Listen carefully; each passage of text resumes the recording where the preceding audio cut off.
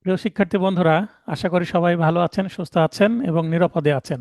আচ্ছা, আচ্ছা আজকে স্যার। পার্ট ঠিক 6, আছে। ধারা 52 থেকে 57, ছোট ক্লাস হবে। আমরা তৃতীয় খণ্ডের নবম অধ্যায় শুরু করছি। এখানে ধারা 52, 53, নবম অধ্যায়ে মাত্র দুইটি ধারা, 52 এবং 53। এখানে জেনারেল ইনজাংশন বা সাধারণ নিষেধাজ্ঞার কথা বলা হচ্ছে।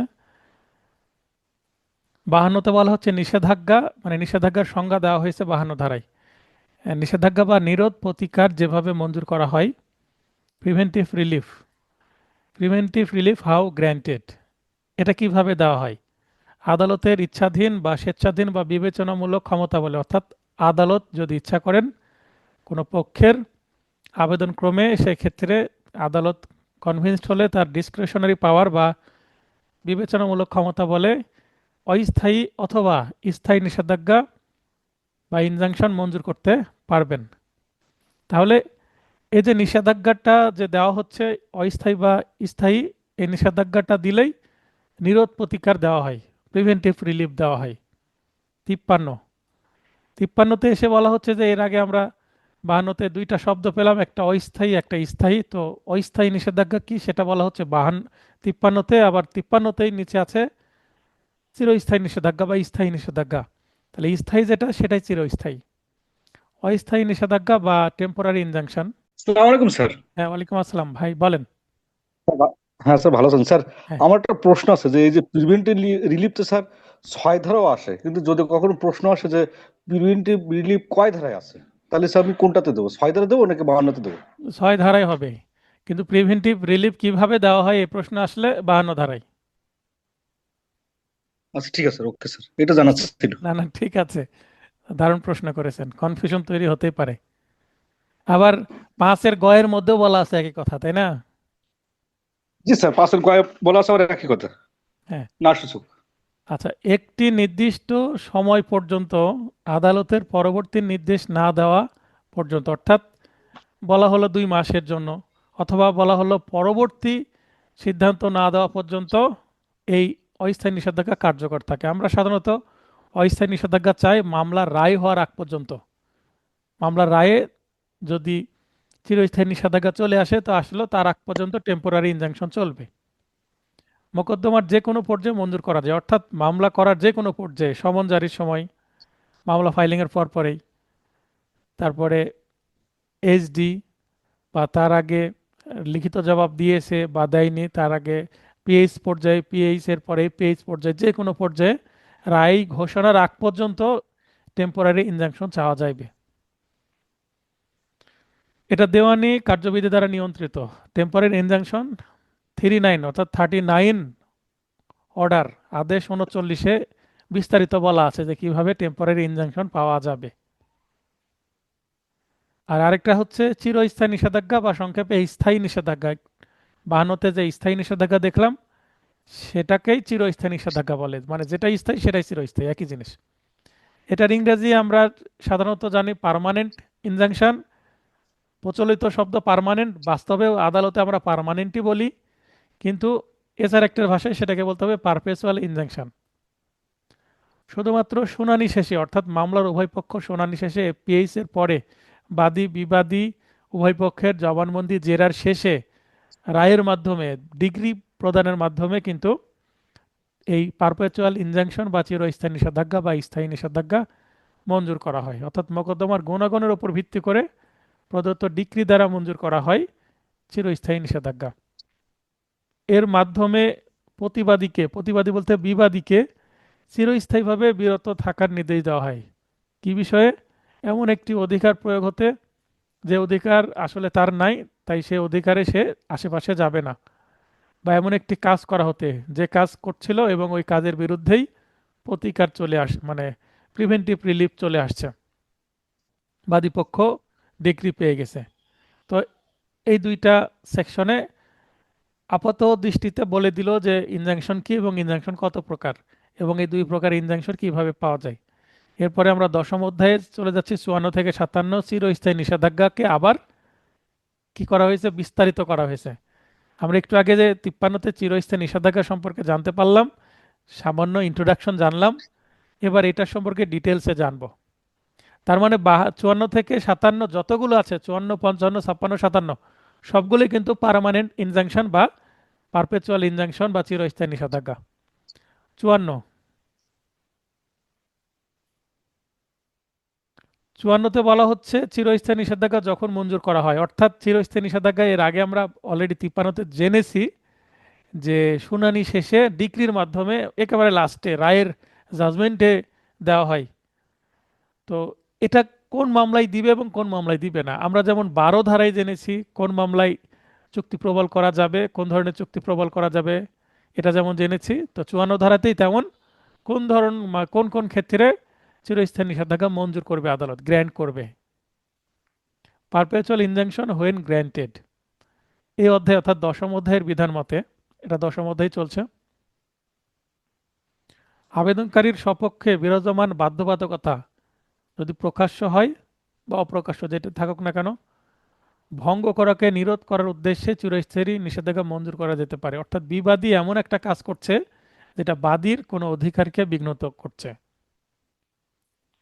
চুক্তির ফলে উদ্ভূত বাধ্যবাধকতা 2য় অধ্যায়ের বিধান দ্বারা নিয়ন্ত্রিত। একটা চুক্তি একজন ভঙ্গ করছে, তো আদালতে চিরস্থায়ী নিষেধাজ্ঞার মামলা করে যে সে যেন চুক্তি ভঙ্গ করতে না পারে, তো চুক্তি ভঙ্গ করতে ইনজাংশন জারির দরকার নাই।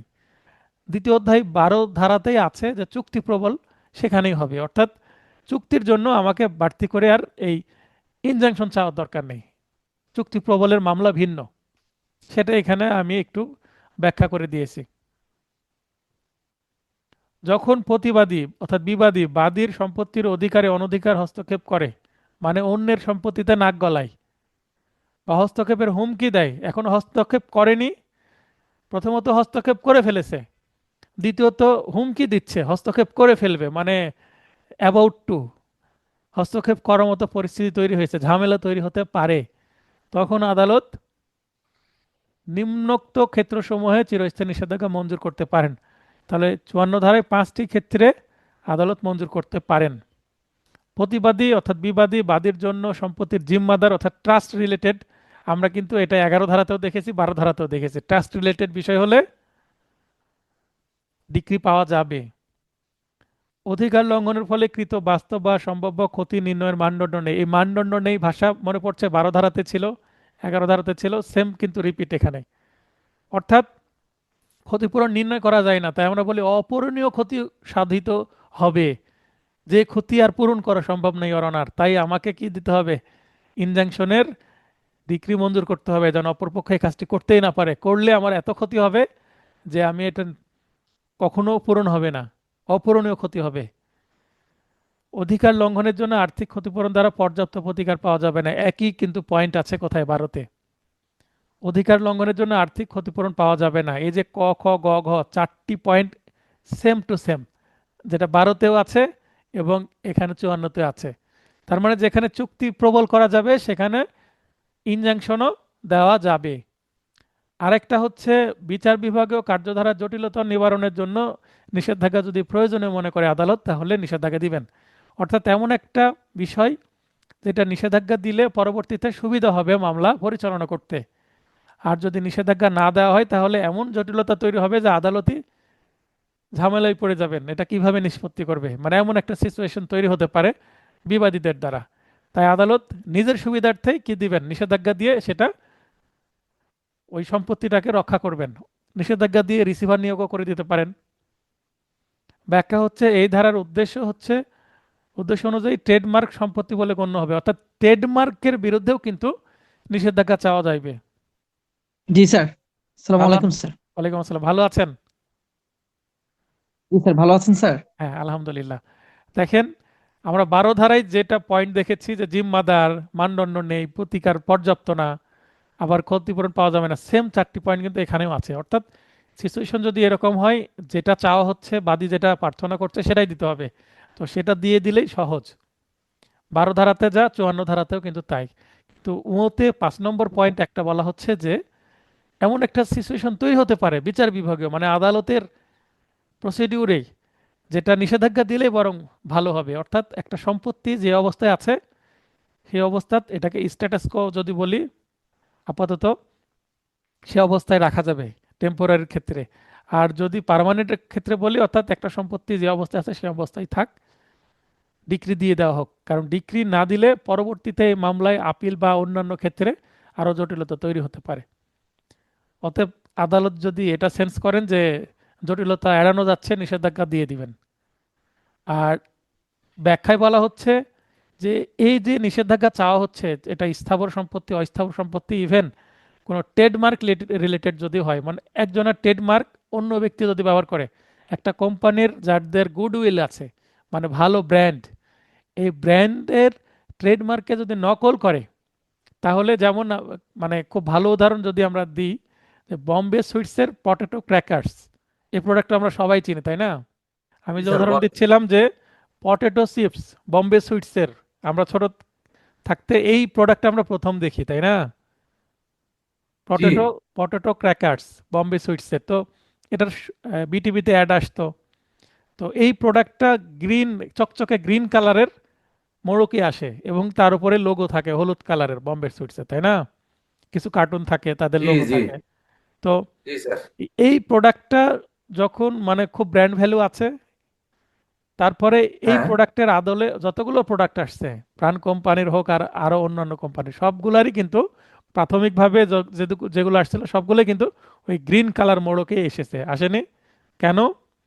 জি ওই ওইটার মতো দেখতে। তার মানে পটেটো বলতেই ওইটা, তার মানে ব্র্যান্ড ভ্যালুটা একটু কাজে লাগানোর জন্য, তাই না? জি এখন এই যে ট্রেডমার্ক, যে লোগোটা, যে চিহ্নটা, ব্যবসায়িক চিহ্ন, সেই চিহ্নটা যদি কপি করে, তাহলে এই কেউ যদি কপি করে, কপি করানো কিন্তু আটকানোর জন্য নিষেধাজ্ঞা চাওয়া যাবে। কারণ এই যে চিহ্ন, এই চিহ্নটাই কিন্তু একটা কোম্পানির কি সম্পত্তি, তাই না?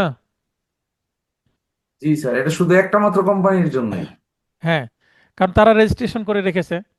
এখন জি বম্বে সুইটস তাদের যে লোগো তৈরি করে রেখেছে, যদি অন্য কোম্পানি সেটা ব্যবহার করে তাদের ক্ষতি না?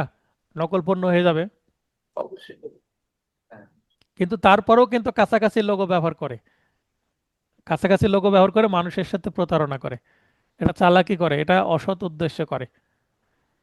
আচ্ছা, এরপরে 55, জি বাধ্যতামূলক নিষেধাজ্ঞা বা mandatory injunction. Mandatory injunction is one kind of perpetual injunction, মানে বাধ্যতামূলক নিষেধাজ্ঞাও এক প্রকার চিরস্থায়ী নিষেধাজ্ঞা। যখন একটি জি বাধ্যবাধকতা ভঙ্গ করার জন্য একটি নির্দিষ্ট কাজ সম্পাদন আবশ্যক হয়, যা আদালতের মাধ্যমে কার্যকরী করা যোগ্য, তখন আদালত তার ইচ্ছাধীন ক্ষমতা বলে তা রোধকল্পে এবং সাথে প্রয়োজনীয় কাজ সম্পাদনে বাধ্য করার জন্য বাধ্যতামূলক নিষেধাজ্ঞা মঞ্জুর করতে পারে। মনে করেন যে এক ব্যক্তি বাড়ি নির্মাণ করছে, এই বাড়ির যে ওয়াল, সেইটা আপনার জমির মধ্যে চলে আসছে। তো তিনি এমনভাবে মাপ দিয়েছেন যে আপনার জমির মধ্যে 2 ফিট চলে আসবে। এখন অলরেডি 1 ফিট চলে এসেছে। এখন আপনি বাধা যদি দেন, তাহলে ওখানে থামবে, জি বাধা না দিলে আরো 1 ফিট ঢুকে যাবে ভিতরে, এরকম পরিস্থিতি। আপনি আদালতে মামলা করলেন 55 ধারায়, আদালতকে বলবেন অলরেডি 1 ফিট প্রবেশ করেছে আমার জমিতে, আরো 1 ফিট প্রবেশ করতে চাচ্ছে, তাহলে ইনজাংশন দেন। তাহলে ম্যান্ডেটরি ইনজাংশনে মামলা করে আপনাকে আবার দ্রুত মামলা করার সঙ্গে সঙ্গে টেম্পোরারি ইনজাংশন চাইতে হবে দরখাস্ত দিয়ে, যে যে 1 ফিট এসেছে আপাতত এই অবস্থায় থাক, আরো 1 ফিট যেন প্রবেশ করতে না পারে বা আরো যেন প্রবেশ করতে না পারে।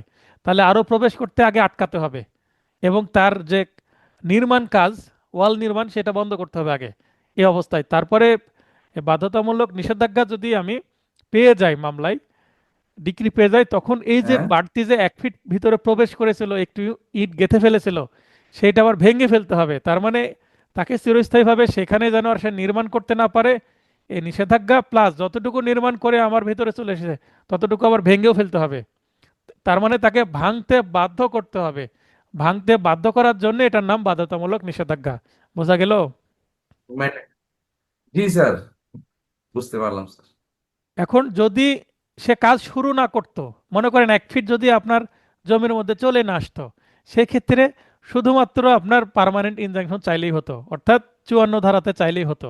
কারণ ওই যে ভাঙ্গার পরিস্থিতি তৈরি হয়নি, মানে শুরুই করেনি, কেবল কাজ শুরু করেছে কিন্তু আচ্ছা এখনো আপনার জমিতে আসেনি। তখন আর 55 লাগবে না, 54 হলে যথেষ্ট।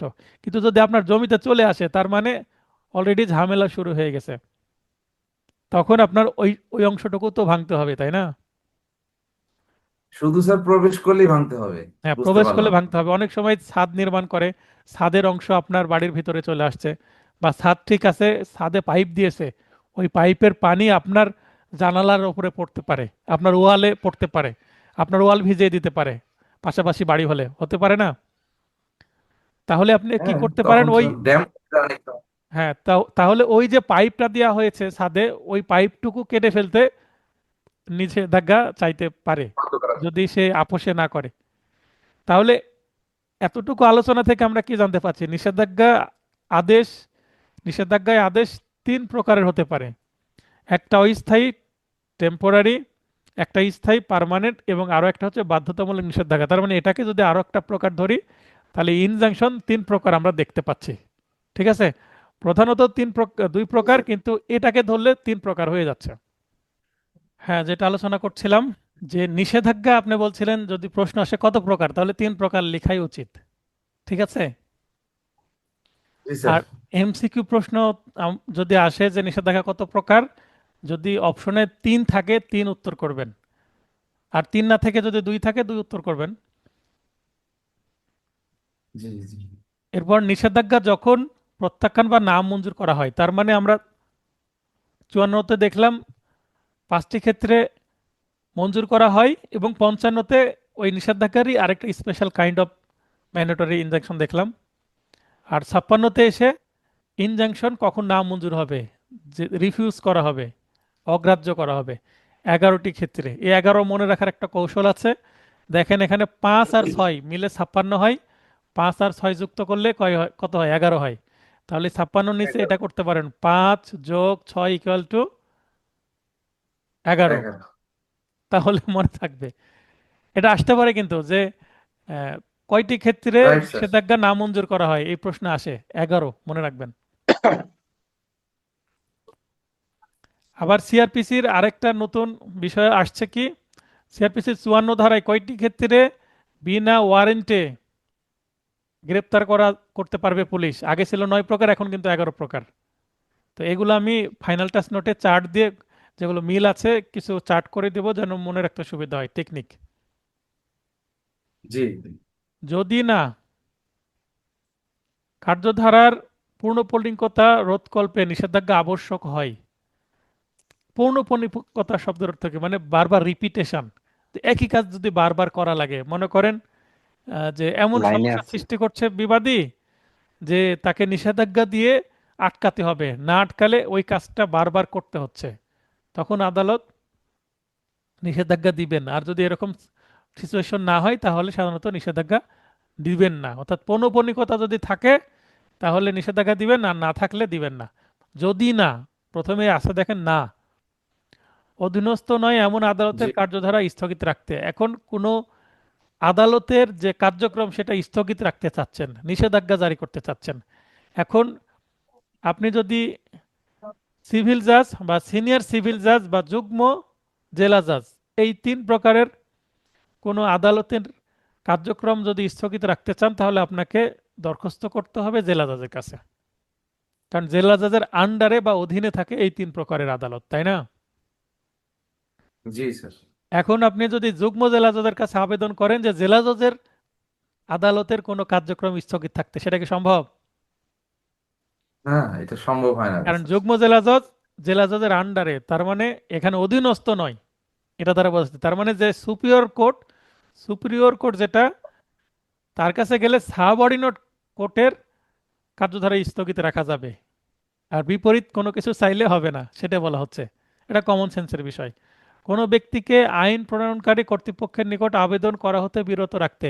এখন আপনার বিরুদ্ধে কেউ মামলা করতে চায়, সেটা ফৌজদারি হোক বা দেওয়ানি হোক, আদালতে মামলা করে যদি বলেন যে এই ব্যক্তি আমার বিরুদ্ধে বারবার মামলা করছে, তাকে নিষেধ করেন যেন আমার বিরুদ্ধে মামলা না করে, তো এইটা আদালত করতে পারে না।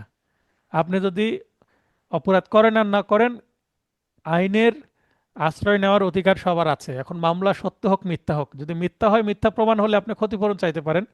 কিন্তু আদালতে আপনি নালিশ করে কাউকে মামলা করা থেকে আটকাতে পারবেন না। কেউ যদি মামলা করতে চায় সে করবেই, আদালত তাকে নিষেধ করতে পারে না। বুঝতে পেরেছেন? জি স্যার, এটা কি তার মানে আদালতের প্রতিকার স্যার? হ্যাঁ, তো এখানে যে কোনো ব্যক্তিরই অধিকার আছে আইনের আশ্রয় লাভের। তো আপনি সে আইনের আশ্রয় লাভের অধিকার, সেটা সাংবিধানিক অধিকার, সংবিধান যাকে দিয়েছে। তো এই অধিকার আপনি আটকানোর জন্য ইনজাংশন চাইলে নামঞ্জুর হবে। সরকারি বা বিদেশি সরকারের কোনো সার্বভৌম কাজে হস্তক্ষেপ, সরকার একটা কাজ করছে, কোনো প্রজেক্ট বা বিদেশি কোনো প্রজেক্ট, সেটা সরকার অ্যাপ্রুভ করেছে, সেই প্রজেক্ট আপনি থামাতে চাচ্ছেন, সার্বভৌম কাজ। সার্বভৌম কাজ বলতে এখানে মনে করেন যে এমন কাজ যেটা দেশের অস্তিত্বের সাথে টিকে আছে, জড়িত। তো দেশের অস্তিত্বের সাথে জড়িত এই ধরনের কাজে হস্তক্ষেপ করা যাবে না, আদালত সেটা অবশ্যই করবে না। ফৌজদারি কার্যধারা স্থগিত রাখতে, এর আগে আমরা ৭ ধারাতে দেখলাম যে পেনাল কোনো রিমেডি পাওয়া যাবে না, সেটা আবার এখানে রিপিট করছে। যে চুক্তির সুনির্দিষ্ট কার্য সম্পাদন সম্ভব নয় এমন চুক্তি ভঙ্গ রোধকল্পে ইনজাংশনও চাওয়া যাবে না। যেইটা পালন করাও সম্ভব না সেইটা কিভাবে পালন ভঙ্গ করতে আদালত ইনজাংশন দিবে, বুঝতে পারেননি? জি স্যার। যদি ভঙ্গ রোধ রোধ করতে ইনজাংশনই দেয় তাহলে তো ওই ১২ ধারায় চুক্তি প্রবলের ডিক্রি দিয়ে দিতে পারে, তাই না?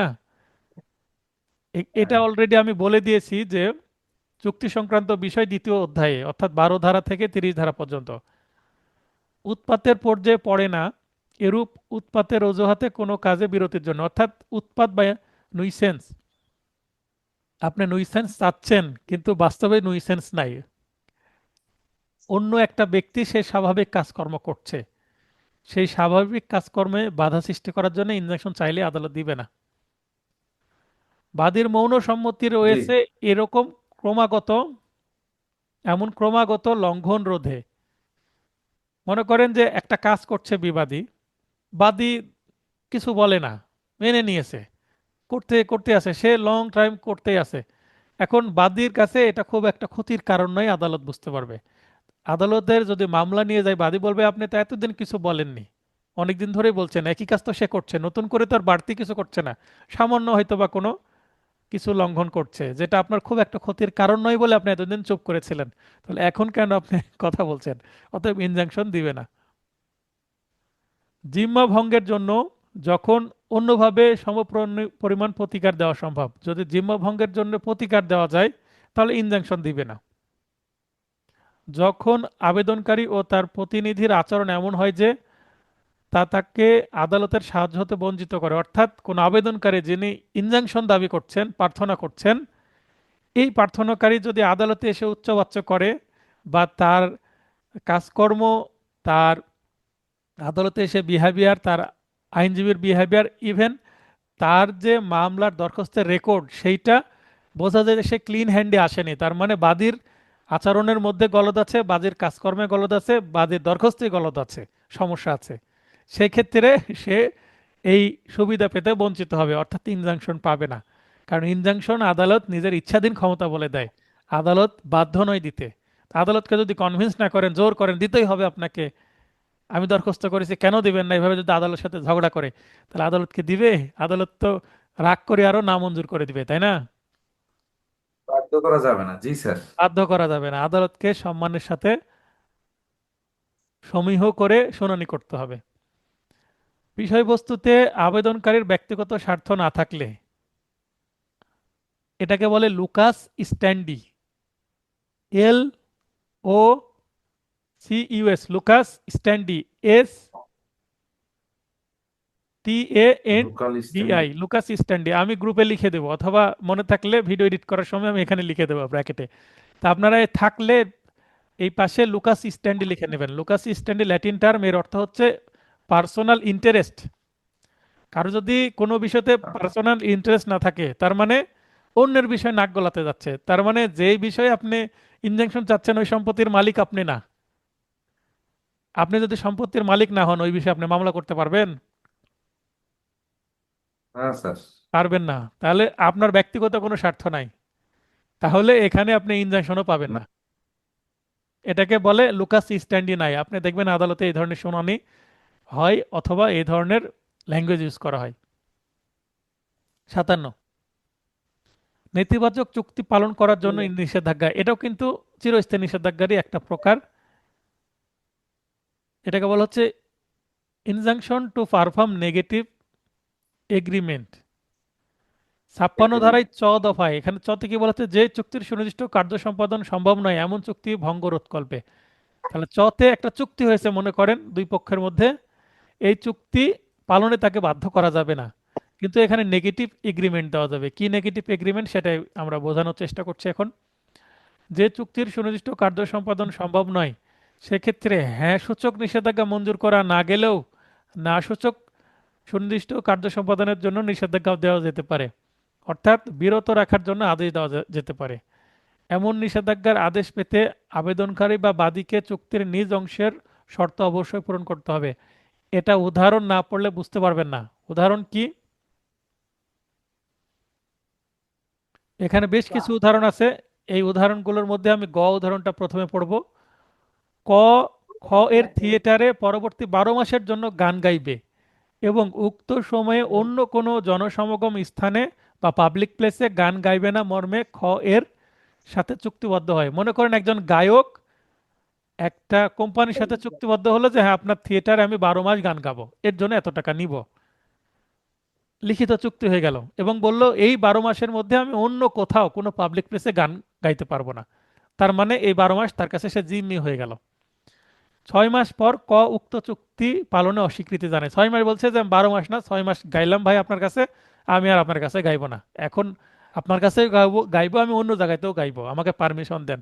এখন সে বলছে না আমি তো চুক্তি করেছি, আপনাকে পারমিশন দিলে অন্য জায়গায় গাইলে তো আমার ক্ষতি হবে, আমার কোম্পানির ক্ষতি হবে। এক্ষেত্রে নিষেধাজ্ঞা জারির মাধ্যমে ক কে উক্ত সময়ের মধ্যে অন্য কোনো জনসমাগম স্থানে গান গাইতে বিরত রাখা গেলেও খ এর থিয়েটারে গান গাইতে বাধ্য করা যাবে না। কেননা গান গাওয়া হচ্ছে ব্যক্তিগত যোগ্যতা। আমি গান গাইবো না, আমাকে জোর করে গান গাওয়াবে, এটা সম্ভব না। কারণ গান গাওয়াটা হচ্ছে একটা ব্যক্তিগত যোগ্যতার বিষয়। জোর করে গাওয়াতে গেলে সে নানান বাহানা করবে, আমার গলা ভেঙে গেছে, আমি শারীরিকভাবে অসুস্থ, নানান তাল বাহানা করবে। তাহলে উপায় কি, সে আমার কাছে যেন গান না গায় ইওর অনার, কিন্তু সে অন্য কোথাও যেন এই বাকি 6 মাস গান গাইতে না পারে। তার মানে সে আমার কাছে না গাইলে বাকি 6 মাস তাকে বসে থাকতে হবে। তাহলে আদালত কি বলবে, ঠিক আছে আপনাকে গান গাইতে হবে না, কিন্তু আপনি অন্য কোথাও গান গাইতে পারবেন না। শেষে কি বললো, না। তার মানে অন্য কোনো জায়গায় যে গান গাইতে পারছে না, এটাই হচ্ছে নেতিবাচক ইনজাংশন। বুঝতে পারলেন?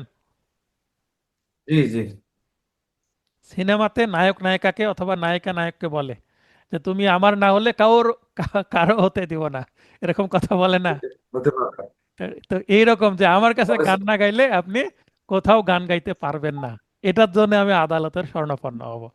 আদালতে গেলে 21 ধারার বিধান মতে এমন চুক্তির সুনির্দিষ্ট কার্য সম্পাদন সম্ভব না।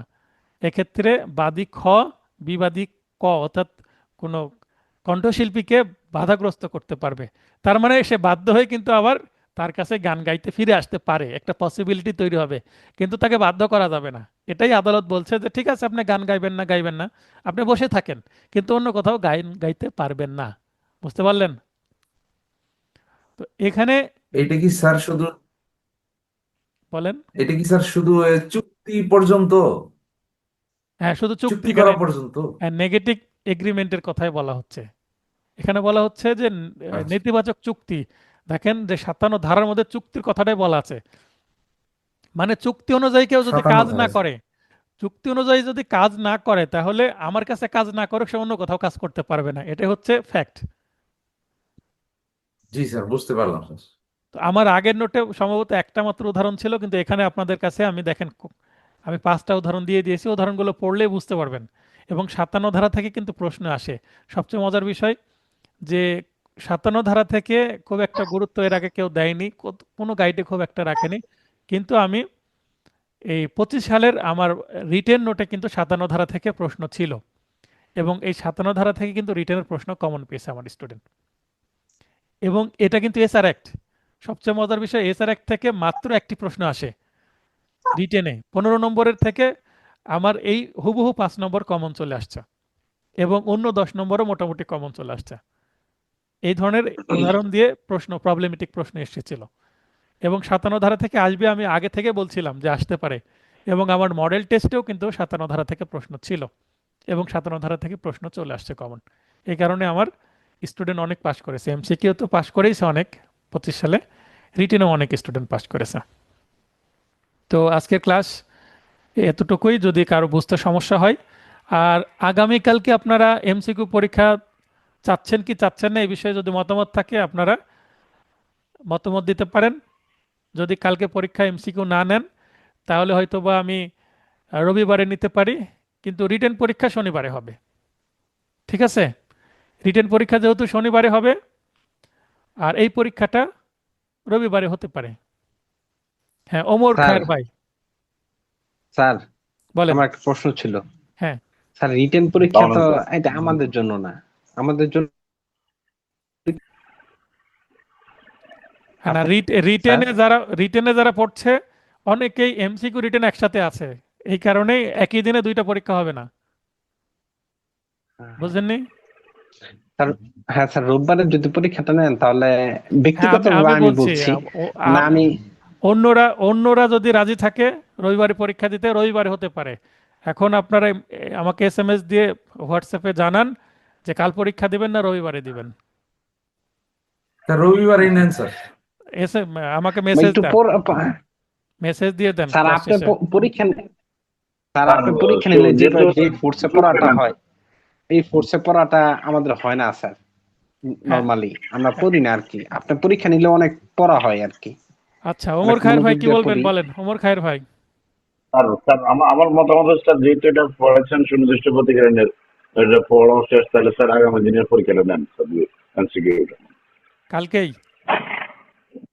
জি স্যার, এটা আমাদের জন্য ভালো হবে। হ্যাঁ, না, এখানে যেটা পড়বেন অল্প কিছু। কে কবে দিতে চাচ্ছেন, শুক্রবারে রুটিন অনুসারেই নিব না রবিবারে নিব, একটু মেসেজ করবেন সবাই।